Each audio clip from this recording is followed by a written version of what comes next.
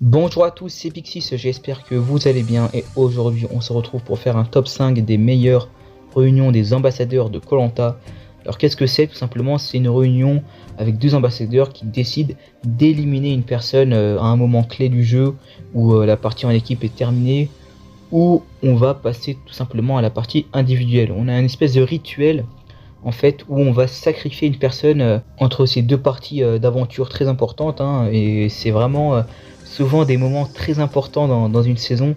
Et aujourd'hui je vais parler des 5 meilleurs selon moi, et on va commencer avec pour moi le top 5, celle que j'ai positionnée en dernière position de ce top, et c'est du coup la réunion de l'île des héros avec Ahmad, Claude, Moussa et Alexandra. Je sais pas si vous vous en souvenez, je pense que oui, que c'était une saison qui a beaucoup marqué notamment les téléspectateurs vu que c'était diffusé pendant le confinement. Mais c'était incroyable, hein. Il y avait Ahmad qui était seul contre 3 car Claude lui il était plus avec les rouges, hein, parce qu'ils avaient éliminé Tiwara, il n'était pas ancré dans l'alliance d'Ahmad. Et j'avais trouvé ça exceptionnel. Déjà c'était la première fois qu'il y avait 4 ambassadeurs. Ils ont décidé de le refaire avec koh la légende, ça n'a absolument pas marché comme dans l'île des héros. Et franchement, voir Moussa un peu écraser Ahmad clairement dans les arguments, Ahmad qui se faisait tout petit, lui qui avait promis à toute son équipe qu'il allait éliminer personne, se retrouve finalement à devoir sacrifier une personne qui est Delphine. Et c'est vrai que là, c'était très compliqué, hein, parce que là, arriver sur le camp, c'était un espèce de gros clash très marquant. Et honnêtement, cette saison, c'est vrai que c'est pas ma préférée, je trouve qu'elle est un peu surcotée, mais au niveau du divertissement, elle avait vraiment été servie. Et là, voilà, le départ de Delphine était incroyable, elle a hurlé, elle a fait son espèce de speech, ouais, je suis lionne, je suis pas un mouton, pourquoi j'ai fait le mouton et tout. Bah ouais, t'as fait le mouton, finalement tu te fais sacrifier, c'est logique, je sais pas moi. Et puis Ahmad, on pourrait se dire, ouais, mais pourquoi il a pas tiré la boule noire? Tout simplement car en fait, c'était des règles assez spécifiques, du fait que en fait, s'ils se mettaient pas d'accord, ça allait faire un tirage au sort, et ceux qui tiraient la boule noire devaient faire une espèce de duel en épreuve. Et voilà, ça aurait été très compliqué pour Ahmad de gagner ce duel vu qu'il était pas très fort en épreuve. Et du coup, ouais, ça a vraiment donné une espèce de réunion des ambassadeurs mythiques de koh alors que c'est très récent, hein. Bon, quoique ça date de 4 ans déjà maintenant. Mais puis cette image là, je vous l'affiche, mais c'était incroyable. Il y avait tout le monde là autour de Delphine, il y a Ahmad qui est tout seul, littéralement un mème. Bref, on va du coup continuer avec la prochaine réunion des ambassadeurs que j'aime beaucoup. C'est du coup celle de koh Palao. Notamment la deuxième réunion des ambassadeurs où il fallait vraiment éliminer une personne car à l'époque il fallait juste mettre un bulletin de vote. Et c'est aussi la première réunion des ambassadeurs où il y a une personne qui est éliminée par le choix de l'un des deux ambassadeurs. Car la première réunion des ambassadeurs de l'histoire de koh ça a été Philippe Catherine et ils sont partis au tirage au sort, ce qui a fait des ambassadeurs dans l'idée pas très intéressant parce que c'était un sacrifice. Là c'est tout l'inverse, j'ai adoré cette réunion des ambassadeurs qui a... En vrai, Fabienne a été excellente, elle est ultra forte dans les arguments, elle a été assez ferme et ça a vraiment fonctionné sur Isabelle qui... Isabelle, franchement, on peut pas lui en vouloir car elle a pas lâché le morceau. On peut pas dire qu'elle a vendu Alexandre dès le début car elle a vraiment pas lâché le morceau, elle a essayé d'aller dans tous les plans dans tous les terrains pour essayer de trouver une solution, mais finalement elle a vu que Fabienne ne lâcherait pas.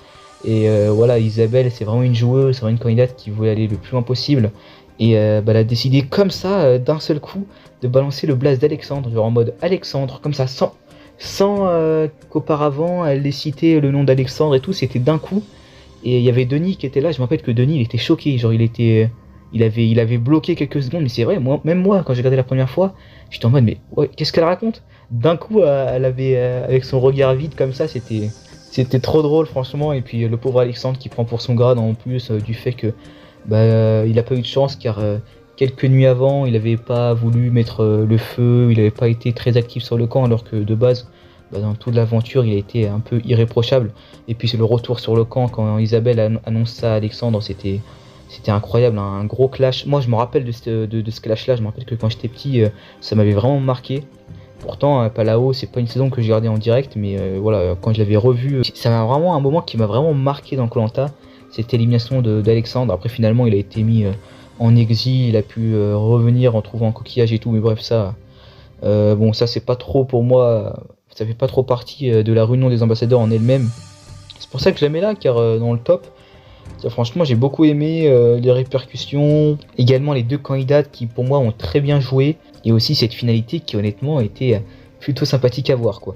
On va enchaîner du coup ensuite avec le top 3, et là moi je rentre pour moi dans les 3 meilleures réunions des ambassadeurs, ce que j'estime pour moi le haut du panier. Ça va être compliqué de faire mieux que ces 3 là, mais je pense qu'on peut faire mieux avec les colliers d'humilité, avec des bluffs et tout, et notamment avec du coup la réunion des ambassadeurs de Koh Lanta Cambodge. J'ai trouvé exceptionnel. On a eu un Sandro en feu, clairement il a eu des superbes idées. En fait, cette réunion des ambassadeurs est très sympa à voir car on voit tout simplement le potentiel stratégique de Sandro qui a complètement berné Mathilde. En fait, Sandro il avait comme idée de gagner le collier d'immunité de Mathilde et d'éliminer un rouge qu'il voulait éliminer, c'est Yacine. Yacine parce qu'il n'était pas trop en alliance avec lui sur le camp. Également, c'est un candidat à qui on pouvait pas trop se fier, il était assez discret sur le camp, on savait pas trop qu'est-ce qu'il pensait, et on imaginait potentiellement que à leur unification il aurait un peu lâché les rouges, il aurait été un peu au mérite. Du coup se débarrasser de Yacine ça l'arrangeait, et il savait que dès le début du jeu il y avait Mathilde et Yacine également qui avaient un collier. En plus ça l'arrangeait vu que Yacine avait un collier, du coup il sort Yacine avec son collier. Mais il y avait Mathilde aussi qui avait un collier qu'il avait eu devant tout le monde, du coup tout le monde savait que Mathilde avait un collier et ne l'avait pas encore joué.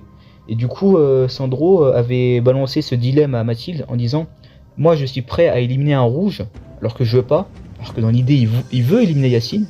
Il se dit mais si moi je fais un pas vers toi pour éliminer Yacine, toi tu fais un pas vers moi et tu me donnes ton collier. Comme ça on sera quitte. Du coup Mathilde a pas du tout vu la supercherie, elle est rentrée directement dans le jeu de Sandro, elle a donné son collier d'humilité, Sandro a éliminé Yacine. Et donc avec son alliance avec Clémentine, il était très bien. Et donc il a tout gagné. Et au conseil qui suit, il a éliminé Vincent en gardant le collier de Mathilde dans sa poche. Bon finalement, on connaît la suite de l'histoire. Il va se faire avoir par Clémentine avec son collier qui donnera également à Clémentine avant de sortir. Donc bon finalement, c'est dommage que cette finalité n'aille pas jusqu'au bout. Car honnêtement, c'était vraiment un super coup ce qu'il a fait aux ambassadeurs. On parle souvent du coup de Cédric. Mais je trouve que Sandro a été très très fort. Mais du coup pour moi il y a une réunion des ambassadeurs qui est encore au-dessus en top 2, car je la trouve tellement spectaculaire. Alors c'est pas du pur jeu comme on a eu avec Sandro qui était pour moi excellent, cette réunion des ambassadeurs là avec Mathilde, mais celle de Thaïlande les gars, c'est pour moi c'est du niveau du fantasme les gars, hein. Quand on a un candidat comme Romain et une candidate comme Cassandre qui veut éliminer Laurine de son équipe en disant Laurine elle avait dit en tant que chef d'équipe si tu vois qu'il va aller à la boule Romain, tu peux mettre mon nom. Et là le pire c'est quoi, c'est que du coup Cassandre, elle qui avait toujours eu des boules noires, d'ailleurs c'est marrant parce qu'on a une Cassandre actuellement dans Koh Lanta, la tribu audite, qui avait chopé plein de boules noires, comme quoi ce nom là où il est un peu maudit pour Koh Lanta et les boules noires. Et du coup franchement ce qui était incroyable, c'est à dire que Cassandre à la réunion des ambassadeurs, voilà, elle a vu que Romain ne lâchera pas le morceau et du coup elle dit bon j'élimine Laurine. Mais en fait le problème c'est que Romain lui il sait que Cassandre elle avait 2 colliers d'immunité. Parce qu'il y avait Steve qui était sur l'île au collier avec Cassandre et Steve le savait. Donc Romain, quitte à tout perdre en tirant la boule noire, il voulait faire sortir Cassandre qui avait 2 colliers. Car les rouges étaient vraiment en minorité numérique, ils avaient tout perdu depuis le swap. Et donc il s'est dit bon je prends un pari fou. Toi tu vas sortir avec la boule noire avec tes 2 colliers. Et en fait il a le droit de faire ça, parce que même si elle disait n'importe quelle blase, genre même Nicolas, tout ce que tu veux, même les candidats les plus forts de son équipe, Romain il disait non, on va aller à la boule. Et du coup ils sont allés jusqu'à la boule noire, Cassandre contre son gré, c'est la première fois que c'est arrivé, et c'est la dernière fois également, qu'une candidate va à la boule noire contre son gré, hein. Elle voulait pas aller à la boule, elle voulait balancer une personne de son équipe à elle, truc de fou. Et puis là finalement l'histoire donne raison à Romain, et c'est Cassandre qui sort avec ses 2 colliers avec la boule noire. C'était magique, magistral, c'était incroyable franchement. Jamais je pense qu'on verra un truc aussi fou. Pourtant c'est pas du pur jeu comme Sandro, mais c'est tellement spectaculaire que j'ai décidé de la mettre en top 2. Franchement Romain champion, pour moi il sort en héros.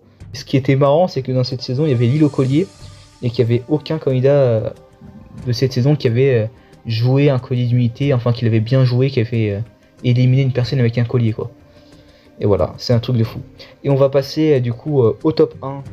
Pour moi la meilleure réunion des ambassadeurs de l'histoire de koh. Et là je pense que ça sera très compliqué de faire mieux. C'est celle de Cédric et Jeff.